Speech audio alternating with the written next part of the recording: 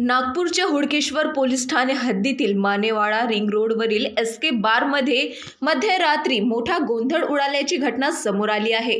बार बंद झाल्यानंतर काही युवकांनी दारू पिण्यासाठी बसण्याचा हट्ट धरला। मॅनेजर तुषार वानखेडे यांनी नकार दिल्यानंतर आरोपींनी मित्रांना बोलवून बारमध्ये जबरदस्ती प्रवेश केला। यानंतर आरोपींनी काचेच्या बाटलीने मॅनेजरच्या डोक्यावर वार करत जखमी केले। तसंच इतर कर्मचाऱ्यांनाही मारहाण करण्यात आली।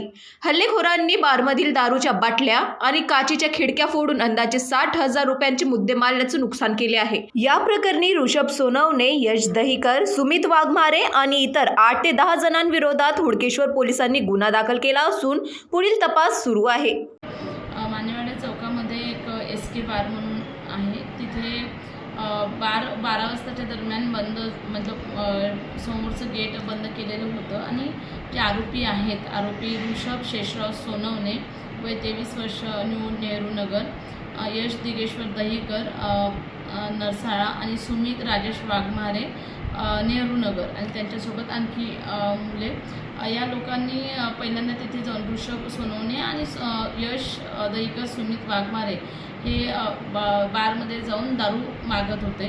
तर बार मालकाने त्यांना विरोध केला आणि त्यांना आतमध्ये बसूनच दारू प्यायचं होतं असं त्यांचं तक्रार आहे।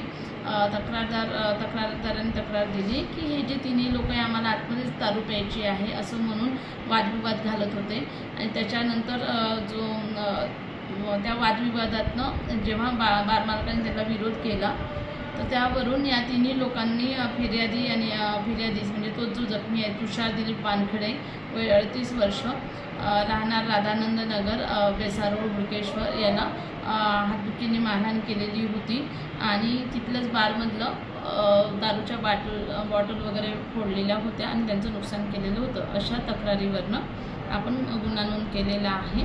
सध्या तपास चालू आहे, शांतता आहे। यात म्हणजे का जो ग्राहक आहे त्यांनी बारमध्ये उलटी केली, नंतर याहूनही आणखी वाद चिघळला अशी माहिती आहे काय? बरोबर आहे। तर या जे आरोपी होते त्यांनी दारू पिऊन उलटी केली, ते स्वच्छ करण्यासाठी पण मग बार मालकांनी त्यांना म्हटलं असता पुन्हा त्याच्यावरून वाद त्यांचा चिघळला आणि या सगळ्या गोष्टींमधून हा विवाद झालेला आहे। यात आरोपी अटकेत आहे का? नाही, आरोपीला आपण तपासात घेत आहोत, अजून तपास चालू आहे, ते पण क्रॉस गुन्हा दाखल होणार आहे।